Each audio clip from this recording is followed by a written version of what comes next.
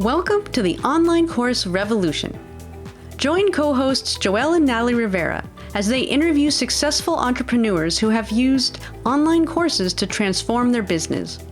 The goal of this podcast is to both inspire you to share your unique knowledge, experience, and expertise with the world, and provide practical insights so you can join the online course revolution and make money teaching what you know and love online. In this episode, Joeel and Natalie interview life coaching pioneer David Key. David transitioned from a career in sales after being inspired by a series of events that showed him the power of the mind. His hunger to learn how the mind worked and how changing our thoughts and beliefs could change our lives led him to become a master trainer in hypnosis and the first Association of NLP accredited trainer in the world. He created a successful life coaching business before life coaching was a thing. And he has taken what he's learned over 30 years and trained over 55,000 people from 40 countries through his award-winning, dynamic, and innovative online and in-person coaching programs. Okay, so we are excited to be welcoming David. Thank you for being here. Thank you, David. You're obviously a pioneer in the field. I think that every listener, if you're out there, you're going to get so much out of this interview. And as many of you heard initially in the introduction, we met David in a vulnerable place in our lives. At the time we had the 5 businesses, they were crumbling down because I was sick and bedridden. And we were looking at different tools, just continue to grow, continue to add things, really looking at where we wanted to be. And David had a course and we took it, provided a lot of solid tools that we needed that I utilized, not only as I was getting sick, but as I was getting better. I remember doing some of the NLP work and standing outside of my house and really utilizing those tools to get myself not only stronger mentally, but also work through it physically to get to where I am today. So thank you, David. We're truly honored to have you here. And thank you for what you've done to change so many lives. Oh, man, I didn't know that until we spoke a few months ago. And it really touched me. It really did. To know that you're just sitting here at your computer creating a course, hoping to impact people's lives. And then I don't know how many years ago it was, but to find that, you've made an impact and you weren't even there is really sort of music to my ears. So thanks for sharing that. I was really touched. Thank you. And I think it's amazing because obviously you dedicated your life to transforming lives. And there's a lot of seeds that you've planted, and I'm pretty sure there's so many lives around the world that you've impacted. And it's hard to see sometimes what that impact looks like. Like you say, you're in the background, you're a creator, you're creating those things, you're being guided to really impact those lives. And I just want to thank you on behalf of all those people. So I'm really excited to jump on your journey and really learn more about what got you to where you're at and what some of the lessons you can help give some of our students and some of our listeners. And so just as a side note here for people who aren't familiar with David or us, is that we both kind of are in this world of online education. But what's interesting about David is he's been in it longer than most, and he started before it was even completely or really at all online. So we're going to get into that story of how the whole field has changed as you've been in it. So it's been probably a really unique perspective for you to see the personal development industry, NLP, hypnosis, spirituality, all of these things, the whole industry has changed. But so with that said, we want to know kind of how it all started. So you can go as far back as you want, but as far as your entrepreneurial journey, like what was that first introduction to being self-employed, finding your own path? Sure. Well, I'm really excited about this conversation that's going to unfold. I really am. And it's an honor to be here. And I hope that, I guess, if I go back to the beginning and start the journey off with you, and then we'll see where that goes. But hopefully there'll be some things that come up that maybe will be helpful to the people watching or listening to this episode. So it started, my parents split up when I was 4 years old. I was born in 1967, so I'm 52. And my mother was extremely poor. My father, he sort of left and wasn't paying any money. So she didn't have a job, was struggling financially. I remember having rations of bread. Seriously, like we'd have a loaf of bread and she said we can only have 2 slices today.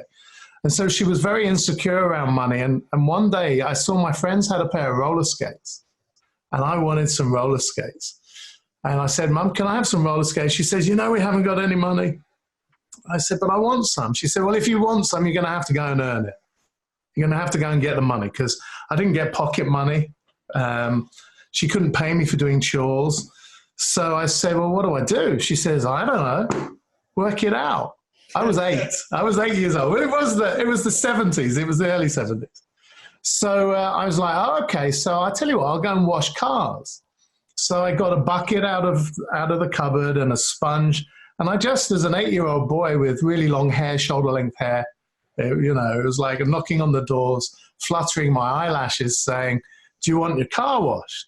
And I remember the lady, because we lived in a block of flats. So I knew this lady, and she said to me, she said, well, how much do you charge? I said, well, I don't know. What's it worth? And she gave me a couple of pounds, like $2 or $3. Back in the day, that was a lot of money. And then I just thought, oh, this is easy. So I just knock on another door. And on the weekend, I used to do that. There was one guy that, I never forget, it was 1975. And I knocked on his door, and he was a Canadian, lovely guy. I was 8. And he had a Ford Granada car. You might not know what that make is, but for me, it was a big car to wash. And he paid me £5. Now, £5 back in 1975 was about $8. That was a lot of money. I was able to buy my roller skates and buy all my friends gifts and good, and it was just so easy to me. So I would guess that was my first start of being an entrepreneur. That first seed was planted. Yeah, it was. So I didn't have any insecurities about asking people, do they want a service? So I used to caddy. I used to carry golf clubs for golfers at the very wealthy golf club, private golf club. So I always had what I wanted and what I needed to be a kid, Well, I think it's beautiful because it really shows out of necessity. And at such a young age, to realize that you can create. And I think that's such a valuable experience for anyone when they get to that point, regardless of their age. There's a lot of listeners out there that are thinking about becoming entrepreneurs. For them to be able to say, do something to create income. Because I remember even for me, it was selling candy at school. I was also, with a family that was struggling. And so I started selling candy at school and doing some of the things like what you were doing. And it was like the first time that I made my own money and realized that it's possible. It's a great feeling. Listeners going out there, it's like taking that first step. Yeah. And understand that it is possible. Yeah, and actually it's funny because it was making me think of, I also had, I think I was about 11, but what I did is I had always seen, we used to go to yard sales when I was a kid. And so I kind of got the concept that you could put your stuff out on your lawn or at the corner or wherever and sell stuff. And so one day I just decided I packed up all my Barbies because I didn't use them anymore. And I went down to the corner of our road. And I just sat there with my stuff and some lady came and bought it all. And I think it was about $8. And to me at that age, I was just blown away that, wow, great. I sold something. And it is funny how those things do, maybe obviously makes an impact because most people aren't entrepreneurs. So it has to be that something about those experiences we had where we felt like we wanted something, we had to find a way to get there. We didn't just take, it's not possible as an answer. That's right. So innocent, but really it has to make a difference because that's a common theme that we've found with a lot of people we've interviewed and other entrepreneurs we've met, that they had that sort of experience. I think it's really quite simple if we look closely, that we didn't have any thinking going on in our minds about selling the Barbie, saying, hey, do you want your car washed? We didn't have any thinking about it. In other words, oh, what if they say no? Right. Or maybe no one will buy my stuff and no one will talk to me again. We didn't think that, did we? We just were kids. Yep. Yeah, we had that innocence and that it was just going to happen, that understanding that, well, I'll just ask and it's just going to happen. Right. No fear of failure, no feeling like you have to do it right or that you're going to be judged. But as adults, if we get those thoughts out of the way, we can still have that that same drive that we had when we were a child. But so I'm curious, obviously you had that seed planted early, but after that, did you kind of always keep that? Did you always have a side thing? Did you become an entrepreneur right away, or did you go into a traditional career? Yeah, I went into a traditional career. I mean, if I go back, I went to 9 schools. I was asked to leave 5 of them. Okay, I was pretty off the rails. I was passed from pillar to post. I lived with my dad, and then I lived with my mom, and then I lived with my dad, and he was married 3 times, and he was a bit of an alcoholic. Well, he was a bit more than a bit of an alcoholic. God rest his soul. And my mom was very insecure and in and out of depression. So I left home when I was 16 with no academic qualifications. But I had a dream. I had a dream that I wanted to be an entrepreneur. And at that age, Richard Branson in the UK he was doing quite well, right? So I just watched the guy, and I was like, I want to be a millionaire, because he used to go to the stock exchange, like Wall Street over here in the UK, and he'd wear a jumper. Everybody was in suits and ties, and he was a bit of a rebel. So I was very much a rebel as a kid growing up. Wanted to earn money, but I had no idea what career I was going to do. So I went to a careers advice at the local council and did a test, and they said, have you considered going into sales? You could pretty much do that without any academic qualifications at the time, back in the sort of early 80s. So I ended up getting into insurance, didn't like that. I tried a number of different things after having a stint working at McDonald's. I wasn't exactly living the dream then, but it was work and it was giving me money. So I ran that. I did DJing on the weekends to earn money. So I worked in pubs and eventually worked in clubs. So I did all these things, but none of them were a career. So I eventually had an opportunity. I tried some work as telesales. And I had an opportunity for an interview with a software company, computer software. And I ended up working in the IT industry from the ages of I think I was just turned 20 years old. And I ended up, after a career, the first 6 years being one of the top salespeople in that company. There were 45 sales guys, and I was like number 1 for 5 years in a row. And people say, how do you do it? I was like, I don't know. Just go out and speak to people and find out what's important to them. Listen to them. Feel their pain. And then offer the solution if you can, And they were making it complicated, some of my peers, I felt. But anyway, so I ended up working for the MD of Apple Computers in the UK. That was back in late 80s, 1991, I think. I was eventually working for him. And he was a great mentor. Well, I find it interesting, your journey, because I'll share in a minute, but our journeys kind of intersect a lot and how they kind of unfolded, because I moved around a lot.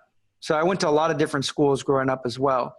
And what did you get anything from that experience of having to go to different schools and things like that helped you in sales and different things that you did? Oh, 100%. There's no doubt about it. You see, I went to a private school when I was 10 years old. Very exclusive school, a private school, and you would go on to Eton or Harrow. It's like where Winston Churchill went. Okay, that was like where you would go after what we call pre-prep school. Anyway, my father, he moved to Australia, stopped paying the school fees. I had to come out of that school. And I was extremely well-spoken. And I went from that school to like a school where you need to know how to handle yourself, put it that way.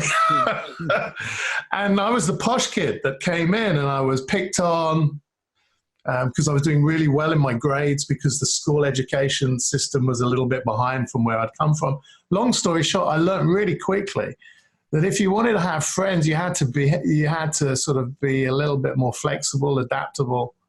And I learned to build friends really quickly because I'd be in the school and then I'd left that lot of friends and then I had to make a new group of friends, right?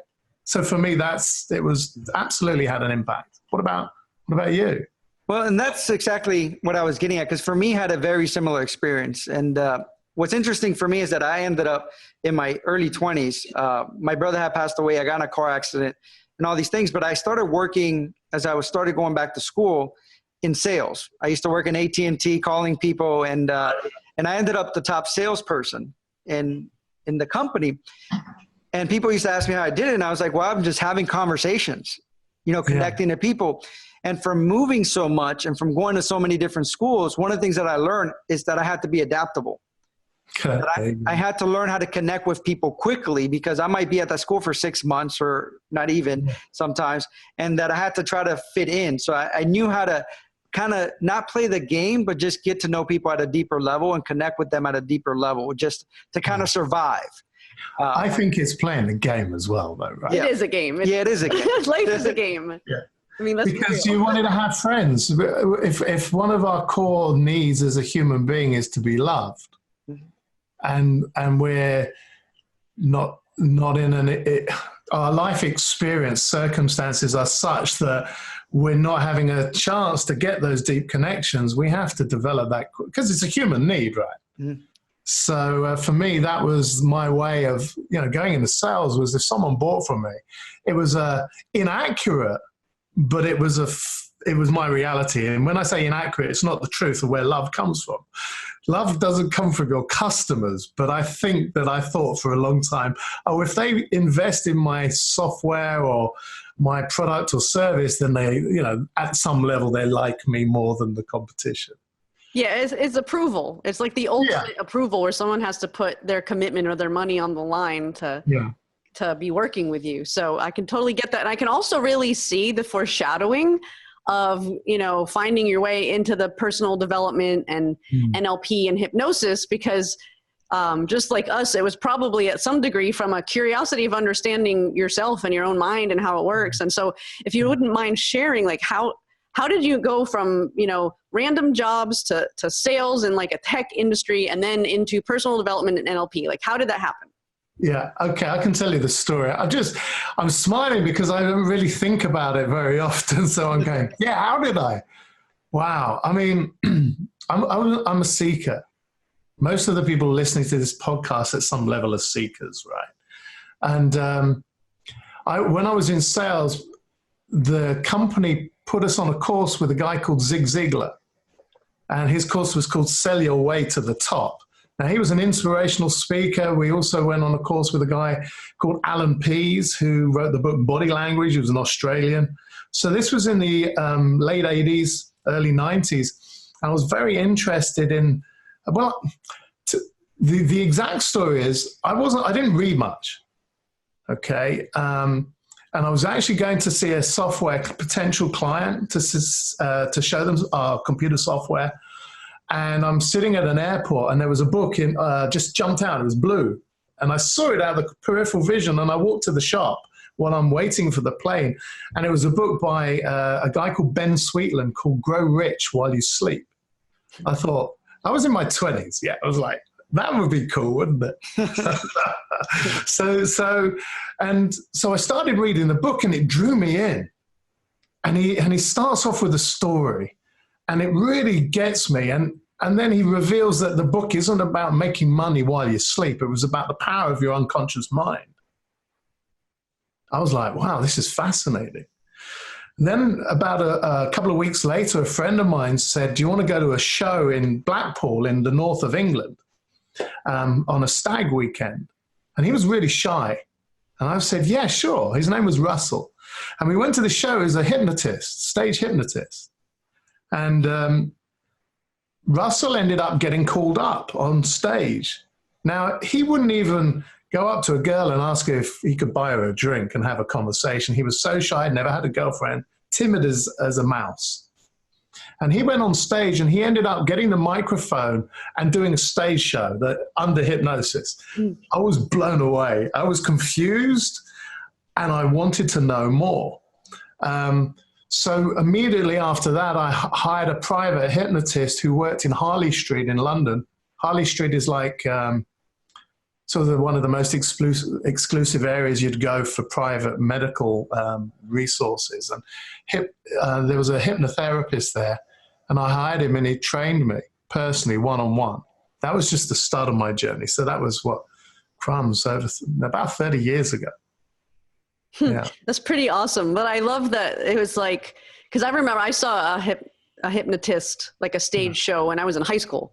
And it was the same reaction, like, holy crap, our mind is like way more in depth and crazy than I thought. Like, it just made you think, like, wow, how can it possibly be that way? How come nobody told me that we could, you know what I mean? It's like, I know. Yeah. I was exactly the same. When I love the fact that for people listening, it's, you know, you saw this book and you said, I'm going to look at it. I'm going to explore it. It's calling to me. Yeah. You know, I had this experience with hypnosis. It's calling to me. I'm going to follow it. So it's almost like what you're saying. You're a seeker. You're a natural seeker. And there's a lot of people out there that have these signs come up in their lives. And it's almost like they get so comfortable, they're afraid to kind of step outside of their box of certainty. Yeah. So I think it's beautiful also to learn like that, letting go and just trying that new thing can unravel into something so much greater, because look at where you've come from there. That's right. Yeah. I totally agree with you. You know, I think I was blessed with, it was also my downfall later on. Let me explain. Because I wasn't in my intellect all the time, because I was going from one school to the next, never took any exams, because I was never there at the time when they did the exams. So I missed out. But thankfully, when I look at the stress of the kids now, I'm like, in some respects, I was smart enough, you know, to work things out. But I wasn't always up in my intellect. I was very much in my heart on my sleeve, follow the feeling and trust. And see the work that I was doing as a game as opposed to real life. It's like a game of Monopoly, or a game of snakes and ladders, actually, is the metaphor that I use with my students when I'm training coaches or working with my apprentices, is that the game of coaching or personal development or any type of work that we do is like a game of snakes and ladders. Everybody knows snakes and ladders, right? Yep. But I think sometimes we have these expectations that we're going to get to 100 with 3 roll of the dice. Right. And we get to 99 and we go, hey, we're going to crash it here. We throw a 1 and then we're all the way back down to number 2. And then we give up because we get defeated by the game, but we haven't seen it's a game. We see it as, oh, this is real life, as a reflection of who I am. And it isn't any of that.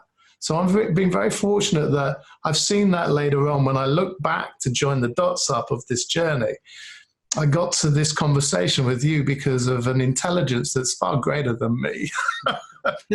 And you were willing to listen to it. Yeah.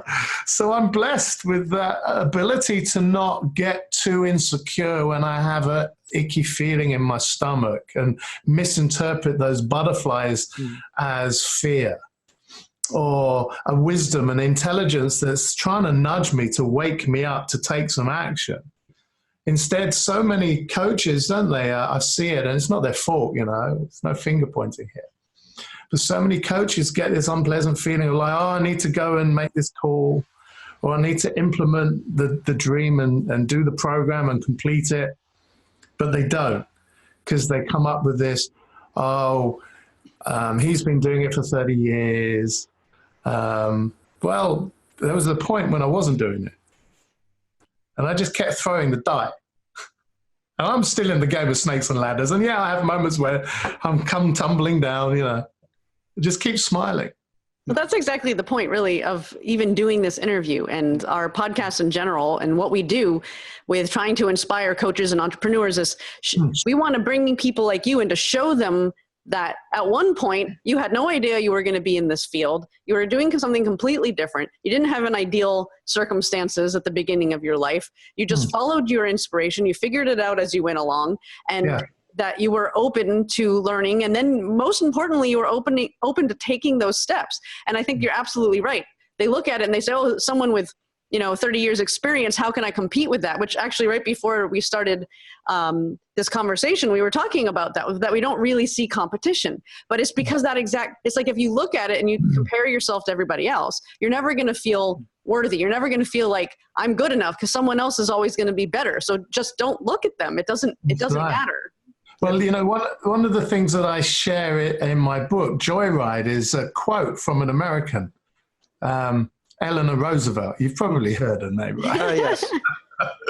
So, some people say it might be Theodore, but I believe it was Eleanor Roosevelt that had, the quote was, "Comparison is the thief of joy." And so many of us do that, right? We look where we are. If I was to compare myself with a Tony Robbins or a Richard Branson, I'm going to feel different than if I don't even think about it and just play the game of coaching in my own little world and helping my clients as best as I can, making an impact and not thinking about how other people are doing or how I'm doing. Yeah. And I really also resonate, and I'm going to rewind it a little bit. Sure. When you start talking about the game, because for me, at a young age, I started looking at life as a game. And I remember one time I got in trouble. I forgot what I was doing. I used to like to get in trouble when I was young. I think I had taken the car. I had told my grandfather at the time that if I washed a car, can I take it out for a ride? And he said, sure. I think I was 13 or 14 years old at the time.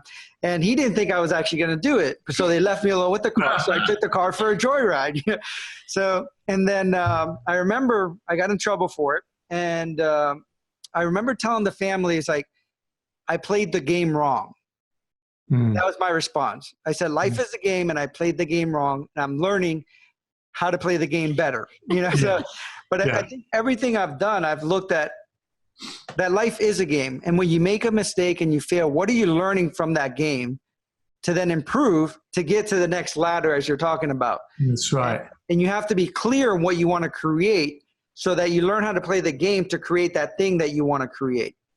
You remind me of a life lesson I had on this journey from my own mother. And I have to be honest, I didn't listen to a lot of what my mother used to tell me, but one thing that I discovered when I was doing my master practitioner in NLP, so it's a long time ago, a few decades ago, we were modeling different strategies. So for those of you who don't know NLP, it's a meta discipline and it allows you to model thinking strategies. So the structure of decision making or the structure of doing a good presentation, like what we call the charisma strategy or things like that. And she's a bridge player, the card game bridge, and she plays for England. And so she's one of the best in the country, in the UK at least anyway, a grandmaster as they call her. And I was bringing her down and I wanted to interview her to find out what her thinking and belief systems are to allow her to get to be one of the number one players in the country and to play for her country. I wanted to know what her beliefs were. And I remember asking her a question in front of all my peers. And I said to her, look, Mum, you've always wanted to win at everything you've done, right? And she looked at me as if I just got off a different planet and sort of said, where did you get that from? I said, well, when I was a boy, when I was 5, I went to play Monopoly. You'd always win. You'd never let me win at anything. Any game of cards we play, snap. You'd never let me win. I'd always be upset. And she went, oh, I didn't beat you because I wanted to win. I didn't let you win because I wanted you to concentrate. I was like, oh, so can you see how you can take an idea of something when you're a kid and you can take it with you your whole life and it's not true? And I said to her, so what is your philosophy to get to where you got to play for your country? It's pretty awesome. Yeah. And she said, oh, I don't compare myself with anyone else or what anyone else is doing. I just ask myself, how can I play the game a little bit better than I did the last time? She said, can you imagine how far you go down the road of success if you just did that for the next 30 years? It's always that constant and never-ending improvement, yeah, we hear about in the world of personal development.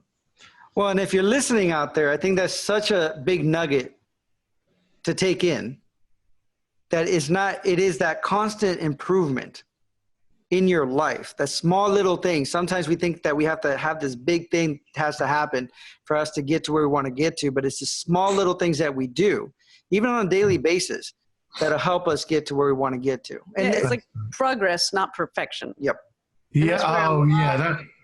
That perfection thing will stop a lot of coaches, a lot of people, helpers, change makers out in the world who have something to give the world, to impact another human being because they've taken a course or they've committed to at least learning how to become a good coach. But yet they don't get out in the world because they want it to be perfect. Yeah. And I guess a little thin slice of understanding about that perfection is coming from the software industry. Okay. So working for Peter Kopp, he used to be the MD of Apple Computers, broke away, set up his own business in the early 90s, and I was sales director. Okay. So I'm a 20-year-old working for a wise guy who ran a very large part of the Apple organization in the UK. And, we were developing some software and I was getting a little bit frustrated because the software team, development team, hadn't released this product yet. And I had clients waiting to spend their dollars, right? So I'm like, Peter, we've got to sort this out. And I remember him coming out and he said, look, guys, you've got to put a stake in the ground and you've got to release what you've got now. Because version 2 can come along in a few weeks' time and version 3. And that's the same with us as coaches. Coach where you're at. As long as you stay within your grounding and what you know, don't worry about what you don't know. Just stay with what you know. And then you're staying in your authentic self, as opposed to, well, I think I better say this, but you haven't really understood why you got to say something then. And that stake in the ground of not trying to be perfect will help you to be a better coach than most. Well, I think it's so valuable, and I want to thank you for sharing that because I think there's a lot of coaches that are there. Yeah. You know, so I think there's a lot of people out there that whether you're a coach, whether you're in business, that needed to hear that. So. Yeah, you have a business idea. And that's actually what I was thinking of, is that it's also looking at your journey is a really great example of the same thing applies to your journey in your career or your business, where it's like you didn't have, just like us, like we didn't have this like vision of exactly what we were going to be doing like 20 or 30 years in the future. Like we don't even really know what we're going to be doing in 5 or 10 years because we've learned from experience that it just keeps incrementally changing. You just keep going after that next thing. You learn the next skill. You follow the next impulse to something you're interested in, and slowly it evolves into something. And that, so it brings us back to the story of how did you get where you are now? So you're working for this software company. You're exploring hypnosis. So what were those next stepping stones that took you out of a regular career into being an entrepreneur and using this stuff with clients or training people? I got to the point where I was presenting $1 million solution to a company IT director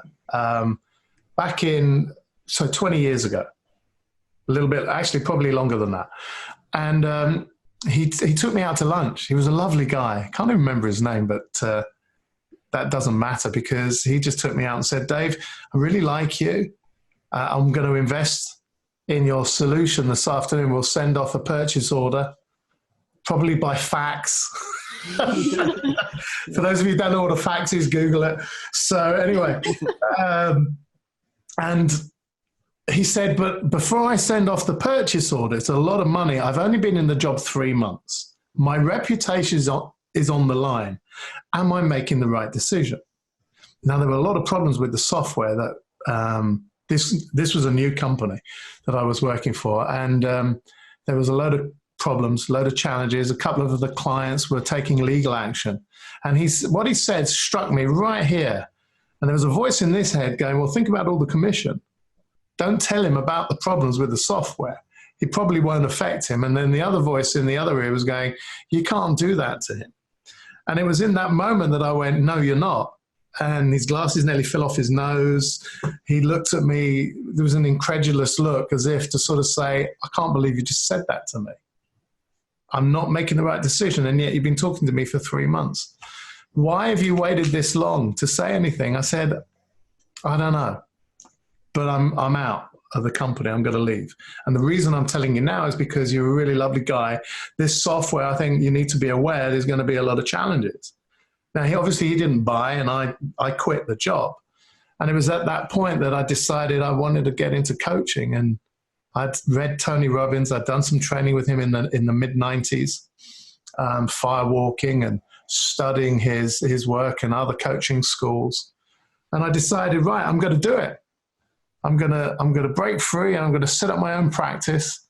And I went on a lot of programs, NLP, hypnosis. I got invited to train out in the States, become a master trainer with Dr. Tad James and many other pioneers in the field. And yet I still struggled when I first got going. I had to go back and get a job after my first year, my first attempt at creating this successful coaching business, and I ran out of money. And I want other coaches out in the world to hear that, to know that I stayed in the game. It's just I went from 98 on Snakes and Ladders all the way back to 0. And I was really disheartened. And it was, there were moments where I'm like, maybe this isn't for me. Maybe I'll always be a software in the working for somebody else. And I went and got a job, and it lasted 6 weeks. And the VP called me in, and he said, "You don't really fit in with the team." And I knew I didn't, because my mind was on coaching. I wanted to be doing that. And he said, "We're going to give you until the end of the week. You've got a week's wages," which wasn't enough to pay the mortgage. I didn't have children at the time, thankfully. So I had to make it work, a second attempt. And it just worked out. I kept rolling the die. Like you said, Natalie, just taking one step out of the next step and then the next step. Well, and I love how real that is, because we've all been there. I mean, like there's many times that we went back and forth between, at least one of us trying to have a job to try to supplement as we were growing. I mean, we went through our whole experience of basically having our entire business come crashing down around us and having to rebuild in a completely new industry. So it's like these things happen. And I think a lot of times, it's like you said earlier, is that a lot of times when something doesn't work, people it's like they see it as a sign that they should stop instead of a sign that there's something that they can learn and do differently. And so my question would be, when you had that first year and then it wasn't ultimately financially coming through for you as much as you needed, like, what was the biggest lesson? Like, what do you feel like, okay, I figured out I was doing something wrong. What did you do differently the second time that someone else might be able to do to maybe prevent that first level of failure? But even if they do, like, how do you come back from that? Well, I spent a little while licking my wounds. Pride, worried about what other people thought. There were a couple of people in my family were saying, "You'll never make a living from coaching. Who wants to coach?" They didn't understand, and there was something inside of me saying, "I've got to keep going." So after I licked my wounds, brushed myself down, I went out and found an NLP trainer that came highly recommended, and I had some private coaching, and I realized I need my own coach. That's another thing. The other things that I realized quite early on is that I was hanging around with people. We were talking about this earlier. I was hanging around with people that weren't making it as coaches, and learning from people that had strategies that weren't working. So I was implementing strategies to try and attract clients. I did this for years and really struggled, because I think I hadn't seen, which I see clearly now, is that I want to hang around with people that are getting results, that know how to get results, that seem pretty chilled out about it, and aren't frantically throwing the dice to get up the ladder. So I went from being stressed out coaching that's all I had on my mind all the time. It affected my relationships.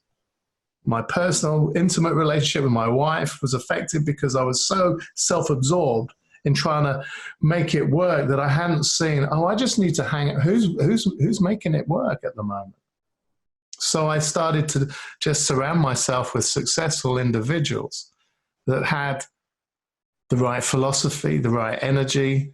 They weren't frantic, and they weren't trying to build up your adrenaline to get yourself in a certain hype state so that you can keep going. Although there are times when you need to, obviously, physically, you need to have what it takes to be able to stay in the game sometimes, especially when you're training for 21 days. So that was my biggest lesson. I don't know if that struck home. It's just hanging around with people that have been there, they've done it, they've got the results. There's the social proof to demonstrate that. And then I went on that journey with those individuals and learned from them. And I really love it because it's so powerful. And I think that's one of the things that if I could go back and learn quicker in my life, is to surround myself with some key people, because it's not only about the strategies that you learn. I think it's also about the mindset. That's exactly what I was thinking, is that it's like you were picking up the mindset of these people. So you might have been looking at it at a practical level, like what are they doing? But being around them, hearing their conversations, and the way that, like you said, they're not frantic. They're feeling really confident. It's like, well, why are they feeling so confident? So it makes you start to look for those answers, and it's powerful. Yeah, very. Actually, I'm curious to know, when was that first time that you thought to yourself, I made it? I haven't had that thought yet.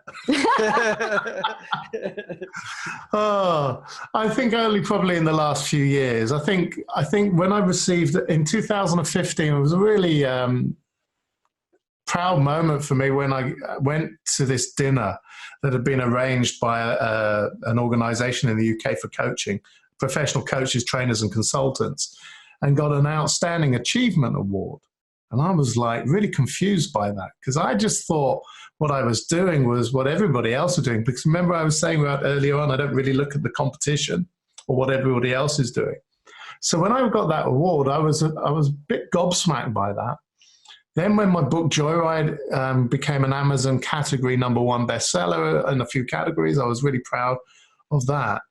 But I think it's the stories from people like yourself, the stories from my clients, going out and working with the homeless community, because the coaching model that I teach my students and we have in place was modeled from reading the likes of Tim Ferriss's 4-hour work week. All right. So I probably only work a couple of days a week, and the rest of the time I can give to good causes. And for me, that's when I realized, oh, crumbs, I'm earning a real good income here, and I'm actually not really having to be on that treadmill that I was on for years as a coach, like a hamster on the wheel. So I think I realized that perhaps I'd made it when I saw that, oh, I'm only doing 4 hours a week, and yet we still do 7 figures this year. So dollar-wise, probably. So that's quite a nice feeling. And that was only in the last couple of years. Well, and what's awesome about that, again, is because of the longevity of your story. It's like there's so many people, it's like they're trying to get there in like 2 years. It's like you said, like, I want to get to the top of the ladder in 3 rolls. Like that, it's not that can't happen, but that part of it is like actually one of the stories we always talk about is the Chinese bamboo. And that most people think of bamboo and it's this huge, massive plant, but they don't realize that when you first plant it, it doesn't grow because it's growing really slowly because it's working on the rooting system. If it just shot up 80 feet, it would topple over. And I think that your story is the perfect example of that. You just trusted that it was going to unfold. You did the action to take the next step. You continued to invest in yourself and to learn and grow in the constant never-ending improvement. Learned the lessons from the failures, and obviously studied people to learn like what strategy, like what lifestyle do I want? I mean, like the 4-hour work week, that was really influential for us too, is that recognition that we wanted to be able to have a business that fit around the lifestyle we wanted, not try to force our lifestyle to fit around some big, massive business that keeps us working 8 hours a week. So it's like that, but people, I hope that they can hear that you didn't get there overnight, that the overnight success thing is not true, that you did the work, but it didn't have to be like super hard, horrible work. Like you did what you loved, you know? I've always enjoyed what I've been doing, but there have been moments when I've woken up in the morning going, I really don't want to do this today, but I have to. Because I had clients and I was teaching in the room. So I went from learning the trade of coaching to becoming a teacher and a trainer to having a big following online. And we know about, that's how we met. But But I wouldn't have given any of that up, all those struggles. I think that that was necessary part of the routing system taking hold, right? So, yeah.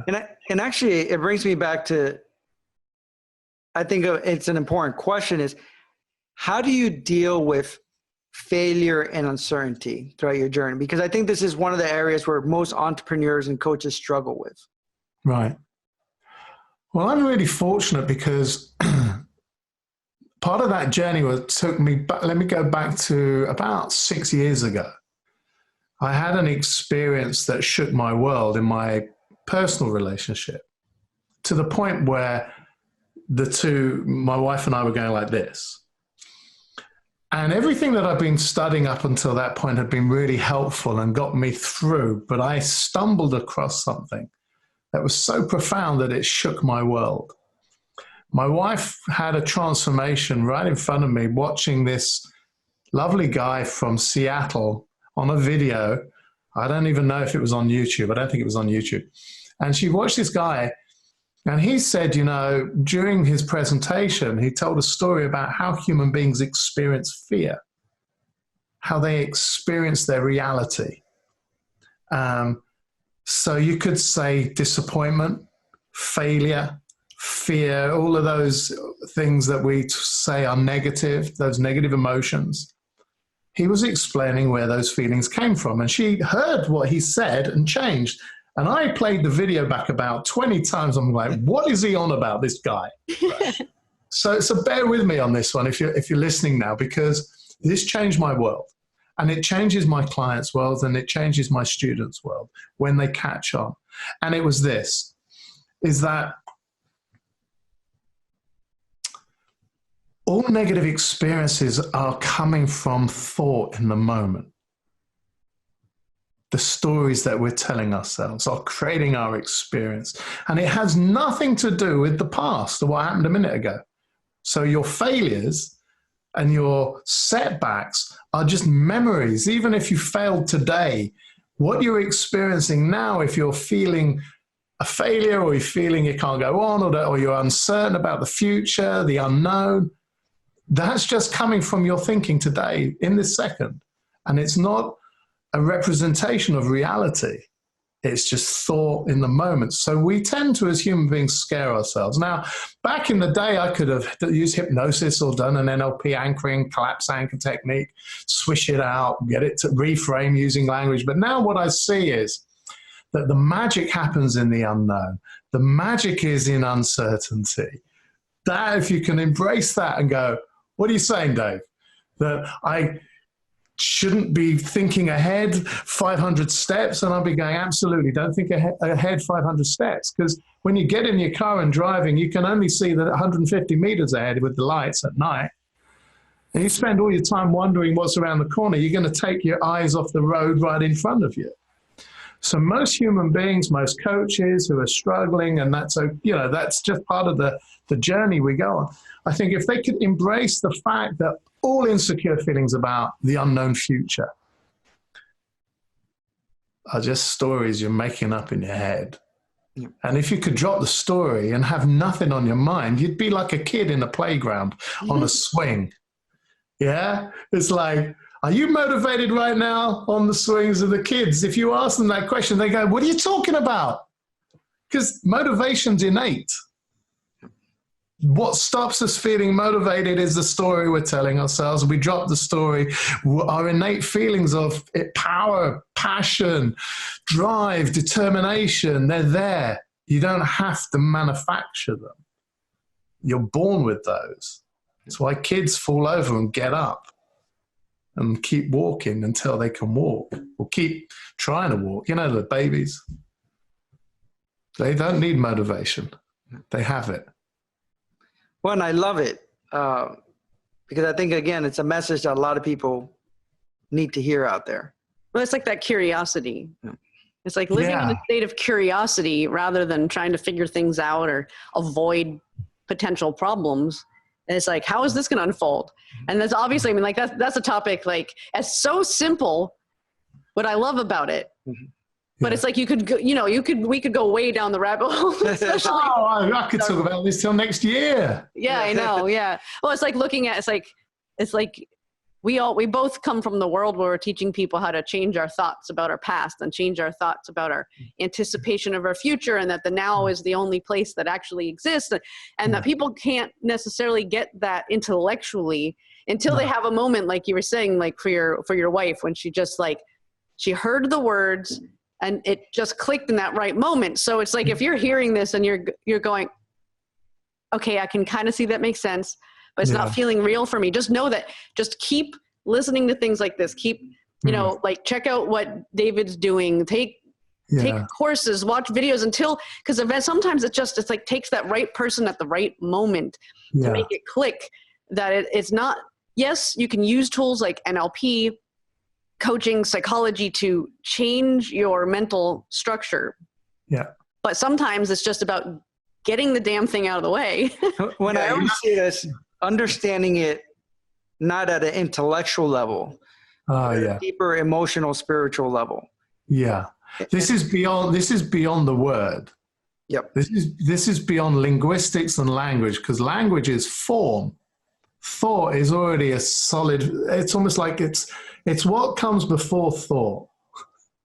That's the nothingness. That's a spiritual intelligence that's available to every human being. Now, without freaking people out, I think we've all had insight. We've all had those moments where we just get something.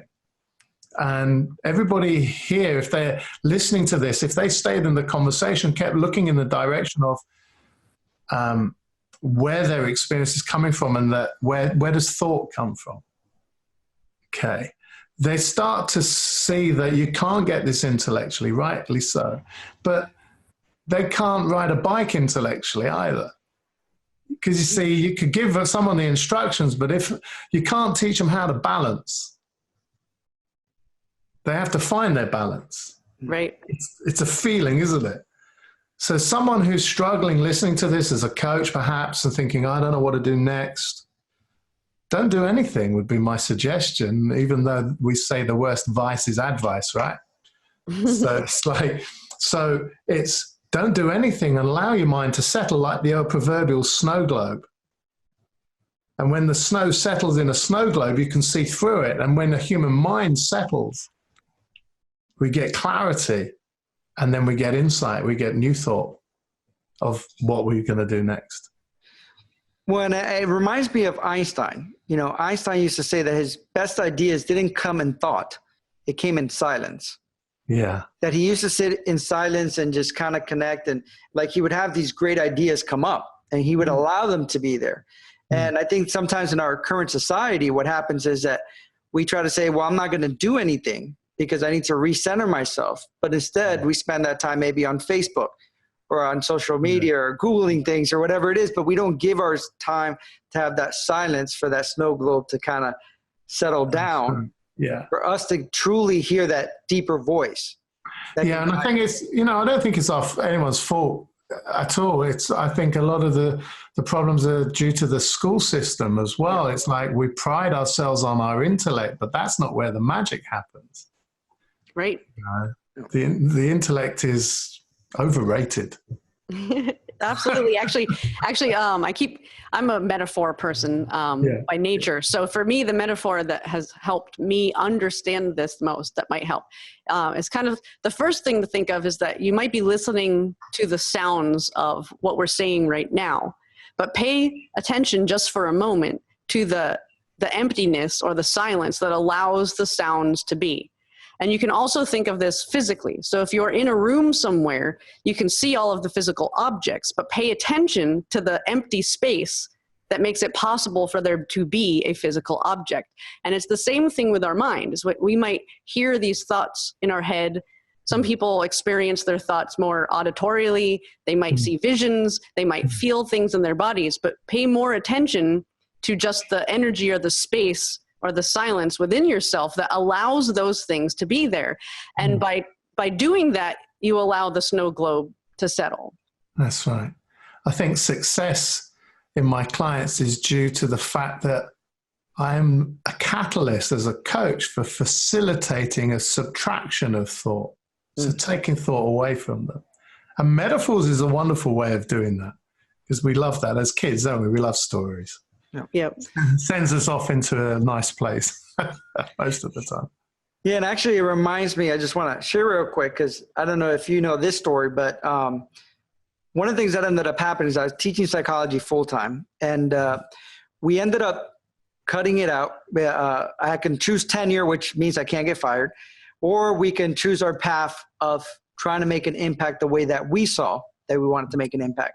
So I turned that down, and then we went to spend some time, like 3 weeks or more. I think it was like more like 6 weeks. Yeah, 6 weeks at the beach, basically. Trying to get in that space of what we wanted to do next, and just listening to silence. And a sabbatical. Like a sabbatical. We came back to the United States. We were in the islands at the time. And we were staying at an extended stay motel, not knowing what we were going to do, knowing that we were going to run out of money shortly. So we like the joke, we were unemployed and homeless. Yep. And we went to a laughter yoga training thing class. And when we were there, it felt right. So we showed up and we looked at each other. Somebody said, wouldn't it be great to have a spiritual personal development magazine throughout the region that connected this community together? And we both looked at each other and was like, yep, that's it. And we had no idea. We didn't had anything to do with the industry, but 6 weeks later, we had over 7,000 magazines distributed throughout the community. Financially, it kind of unfolded. We contacted over 600 businesses in the first month, and we were just present in the moment, just being in flow. We call it being hijacked. And I think that when you're open, you create that quietness. You allow yourself to be hijacked by flow to truly create something magical. Well, it's like that inspiration, though. It's like we took the steps. We took the space. We allowed the snow globe to clear. We got clear. We knew what to do, which was the inspiration. And then we took the steps and the actions that felt were what needed to be happening in order to create the thing that we were then inspired from that clarity. So some people, they never get clear. So they never get something that's right that they want. But then when they get the inspiration, then they let fear get in the way or whatever it is, or they just don't take the steps. So it takes all of those. You get clear, you get the inspiration, and then you follow the path. And I think that it's a simple thing that so many people, they overcomplicate it. Like it has to be this big, hairy deal. Well, that'd be one of the lessons that I took away from this journey and this call over the last 30 years is that I overcomplicated my business. Yeah. Even going online with Groupon and other things. I don't know if we've got time to talk about that, but well, we'd love for you to share a little bit about that journey. Well, actually, I wanted to ask, I know we planted the seed earlier in the conversation that you've been in this for a long time. Obviously, you started doing training probably in person, but I know that even the program that we collaborated on recently to help, further expand the reach for what you've created in your lifetime also started as what we would say is like the first iteration of an online course, which is basically using CDs or tapes and DVDs. So it would be really interesting for people to hear your experience of watching an industry change as the technology changed from like in person to the DVD based CD, even audio tape. It was that long ago. And then into where you are now, where you can reach people all over the world. Like what has that been like? Wow. I mean, okay. So I'm doing when I first started, I'm trained as a coach, NLP, hypnosis, and now I can work with clients. Well, I haven't got any. I need some clients. So I went out and I had, I think, 12 different strategies, networking, advertising, trying to find clients. And eventually I started to fill up my practice, but it was hard and it was a constant grind. And someone said to me at a meeting once, somebody I was sitting next to at a networking meeting over breakfast, said, "You're going to burn out.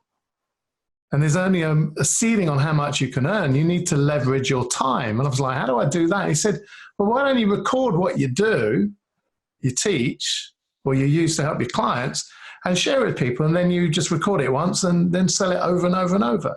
So what you've just launched was what I created a number of years ago. So what happened was I collaborated with a few other NLP trainers and I created an NLP home study program. You see, back in the day, you did in-room training, and before you came to the classroom, we sent out some CDs and tapes.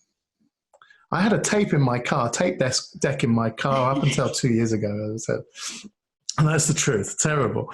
So I had all these CDs made, and someone would sign up for a 7-day course. We would send out the CDs, and that was part of the deal. And then someone said to me, excuse me, one of my students, oh, why don't you sell your courses on Groupon or something like that? I was like, I've never heard of them. Who are these Groupon people? So he said, look, I'll arrange, I know someone there, I'll arrange for a call. I got a phone call from Groupon. They explained that they're one of the, back in 8 years ago, this is we're one of the fastest growing companies in the world, and we'd like to sell your CDs. So this is the first iteration. So my box of CDs, it was 16 CDs and 2 DVDs, which we filmed of the NLP practitioner program. And we sold 195 copies of that for about $60. And they took half of the money. So we made about $30. And then after tax, we made about $20. But I had all these people, 195 potential clients. I thought, this is good. I'd like to do it again. So I phoned Groupon and said, do you want to do another offer for my CDs? They went, no. We'd rather have an online course. Have you got it? Have you got your stuff as an online program, an online course? And basically, I didn't, but I said yes. You see, sometimes you just got to go with the feeling in your belly. And I said, when do you want it by? They went, well, we'd like to have a look at it. How long do you think you could, before you could send us all the stuff? I said, oh, it's going to be at least a couple of weeks because I'm really busy at the moment. So I phoned a friend, and she had, about a year earlier, had gifted me. She was a client, became a friend, and she gifted me her software called Jigsaw Box, which was an online platform for online courses. And she gave me this platform as a gift and said, you really want to go online? So I was getting the message from different people. I was just slow to catch on. I phoned Nicola up and I said, what can you help me out with this? She said, yeah, they get a VA in America. They'll build the course. You'll have it up and running in a week. And I was like, really? So I paid somebody to take my CDs and DVDs, put it on the course. We put the manual on there, some questions. It was there in a week, and Groupon sold 400 of them in about a week. And I was like, this is cool. So I was in a new game that it sort of found me really more than I went looking for it. When I love the fact that you said yes, because I think as an entrepreneur or as a coach or whatever industry you're in, is that you have to, because we've done that several times where we're working with an agency and they said, so can you turn in the proposal tomorrow, for a program that didn't exist yet. And we're like, okay. And you stay up all night and you create it, but it's trusting that you'll figure it out. And trusting for me was trusting there's an intelligence that will get me to work out how to figure it out. And that was, make a call here, do this. And here we are still 8 years later with tens of thousands of students have done 44,000 people have done the NLP practitioner Hypnosis. Yeah, that's quite a number for that one course. Well, and it's like just a short reiteration of exactly what you said. A similar process to us. We started out working with people one-on-one. We realized, hey, we could do this in a group setting, like a workshop or a training. This is great. And then noticed we had a lot of people who were trying to travel from further away, and that makes it really hard for people to come. And we were like, maybe we should do this virtually. And luckily, things like teleseminars before there was even webinars started to come on. We started to use that. And then we started to use like virtual things like webinars, and it evolved. And we started to realize, well, geez, with our coaching, it's like we're basically going through the same thing with each person. So why don't we do this in a group? So leveraging the time. And that's one of the biggest things that we teach is how to leverage your time, whether it's through a group program, a workshop, group coaching, through creating online courses like what we've been. And it's just everything you're saying is exactly the path that so many people, you step by step, it unfolds one piece at a time. You evolve as the technology evolves. You try to reach more people with less of your time. And that, especially because so many of the people listening are probably in a similar field, that it's just, I hope you can see in David that he didn't have to have it all figured out. He took the steps as it came, and that you can model what he's done over his lifetime or our strategies, and put yourself around the people that, like what David was saying, put yourself around the right people. And so with that said, we want to kind of know, like, what are you working on right now? What's that thing that you're excited about? What programs do you have? Like, what's the next iteration of David's World? Well, it's sort of like we've moved up with the times. I've updated my car. I no longer have a tape deck now, and we're using technology to get out into the world. So I've gone from doing a lot of in-room trainings. I quit that. I say I quit in-room. I quit the old school training that I was doing in September 2017 because Facebook is available and we can do Facebook Lives and stream with our clients. So I've gone from being able to serve an in-room type style training community that maybe only 5% of my community could get to me, to now saying wherever you are in the world. I think at the last check, I had 42 countries for a new program that we have created, and moving away from the models and techniques to a more conversational style spiritual coaching program, which I've called the Ultimate Coach. I'm so excited with that because I'm about to scale it. So people listening to this, it's like our journey together, as you explained, we start the one-to-one. There's only so much hours in a day that you could coach someone, and therefore you're limiting your revenue. And therefore, and also the amount of time that you have available to do the things that you love. I love playing golf. I love being with my family. And when I was coaching all the time, I didn't have that. So moving to the online platform, moving into a teaching mode online, I can now scale. So what I'm really excited about, we're about to scale. We've got about 350 coaches in a new program called the Ultimate Coach program. Just purely spiritual coaching, teaching 3 fundamental principles to my students so that they can incorporate this philosophy into their coaching. And it makes it a lot easier for coaches who don't have to remember models, techniques. Well, which model am I going to use now? And more of a pointing type conversation. I'm so excited to scale that. We launched it in the States about 10 days ago. And we're just testing at the moment. But I think we could see this grow to 1,000 online coaches that I'm working with in this community, probably by the end of this year, and then maybe 10,000 next year. So we can scale comfortably. Well, that's truly exciting. And for people that are listening that want to know more about the program, one of the things that we'll do at the end of this show is that if you have a website or something they can go to, but we can also include the link in the show notes. So if you look in the show notes, you'll be able to access that and all the information. And also, if you don't mind, just tell people the best way to reach you, whether it's a website or how you would want them to connect. No, I really appreciate that. Look, it's really simple. If people listening to this want to see this type of coaching that I do now, the spiritual coaching, just a conversation with another human being that's transformational, just not working with one area of the client's life, but their whole life, then they just go to my website, davidkey.com. That's K-E-Y as in Dorkey. So davidkey.com. And then there's a little box saying, do you want to get some free training? And it's a 32-minute coaching conversation. Just put your name and an email address so we know where to send it. And then if you watch that and you find that that's empowering and you'd like to know more, then below it is a link to a free 90-minute webinar where I teach the 4 steps that I go through when I'm coaching clients to what I call to a life of freedom. Well, and truly, we appreciate that you also took the time and created this program. Because I think that a lot of times people think, well, it's just the program, but it's not just the program. You know the impact that you can make with the knowledge that you have. And as a coach, as an entrepreneur, I think it's part of your requirement, if you know that you have something that can change lives, to actually put the work in, create it, put it out there so that you can make the difference that you're supposed to make.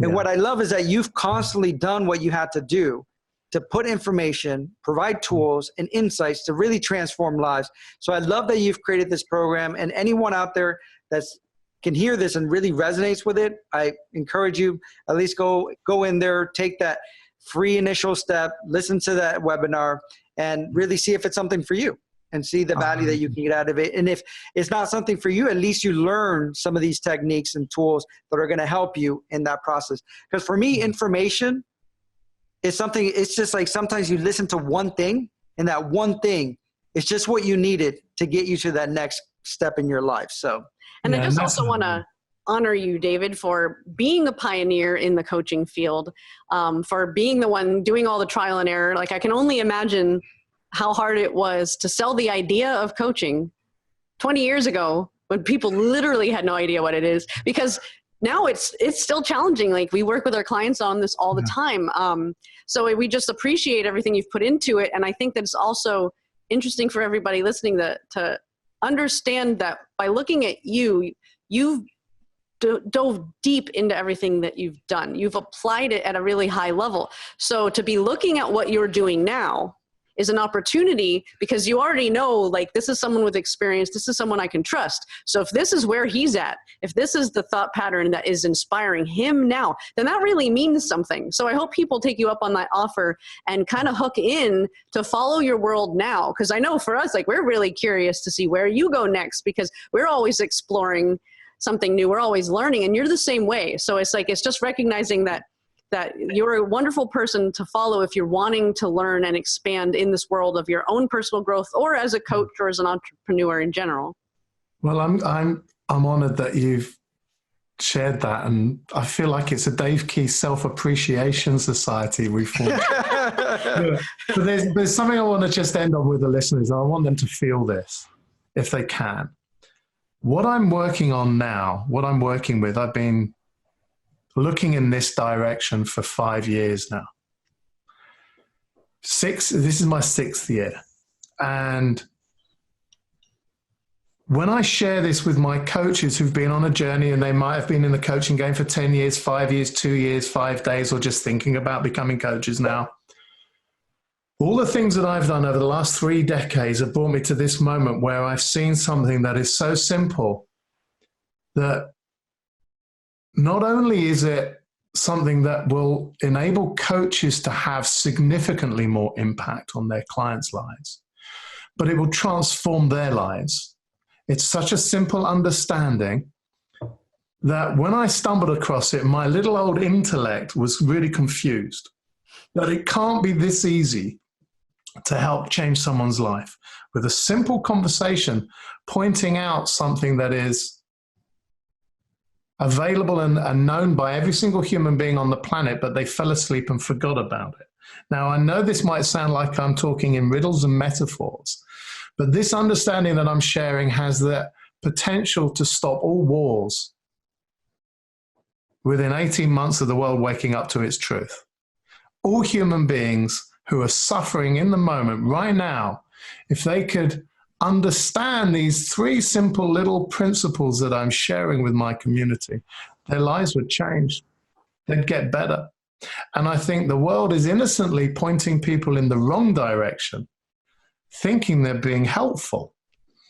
And the only way I can give something for the people listening's intellect right now is that it took 500 years for the British Navy to issue limes, the fruit, the lime, to sailors to stop them getting scurvy. They knew for 500 years that you could stop scurvy by eating these limes in the world. We knew that. But it took 500 years, and in that time, 2 million people died. And that's a metaphor to say, what I'm sharing now is so ahead of the curve. It's like 500 years before the British Navy caught on about scurvy, or it's about 50 years ahead of its time in terms of how long it took us to wake up to germs when we discovered germ theory.